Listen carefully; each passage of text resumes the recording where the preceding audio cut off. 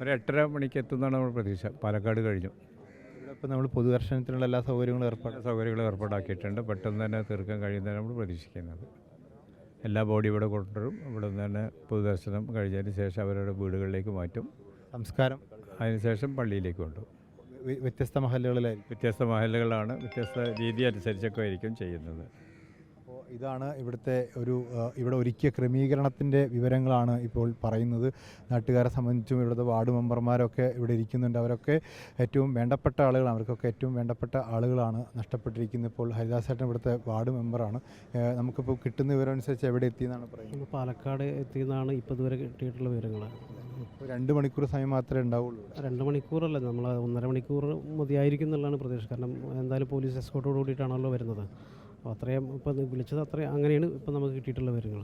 1.5 മണിക്കൂർ കൊണ്ട് അവസാനിപ്പിക്കുന്നതാണ് പറഞ്ഞിട്ടുള്ളത്. 11 മണിയോടെ സംസ്കാരം നടക്കുന്ന രീതിയിലായിരിക്കും. നല്ല നമ്മൾ ഇവിടെ 1 മണിക്കൂർ നമ്മൾ ജനങ്ങൾക്ക് കാണാനുള്ള സൗകര്യം ഒരുക്കുന്നുള്ളൂ.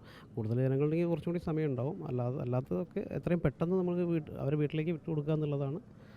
അപ്പോൾ എത്രയും പെട്ടെന്ന് ഇവിടുത്തെ പൊതുദർശനം പൂർത്തിയാക്കി എത്രയും പെട്ടെന്ന് ഓരോരുത്തരെയും അവരവരുടെ വീടുകളിലേക്ക് എത്തിക്കുക എന്നുള്ളതിനാണ് കൂടുതൽ പ്രാധാന്യം കൊടുത്തുകൊണ്ടിരിക്കുന്നത്. ഇപ്പോൾ ഇവിടെ എത്തിച്ചേർന്നിരിക്കുന്ന ഓരോരുത്തരും ഈ നാട്ടുകാരായിട്ടുള്ള ആളുകളാണ്, പാങ്ങിലെ പ്രദേശവാസികളാണ്.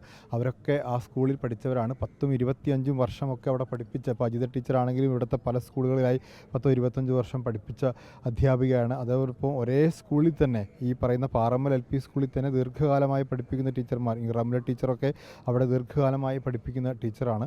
അതോടൊപ്പം സാജിദ അവിടുത്തെ പാചക തൊഴിലാളിയാണ്. സുവറ ടീച്ചറുടെ മകൻ മരണപ്പെട്ടിട്ടുണ്ട്. അതുപോലെ മജീദ് മാഷിൻ്റെ ഭാര്യയും, മജീദ് മാഷ് ജന്മന കാഴ്ച പരിമിതിയുള്ള ആളാണ്.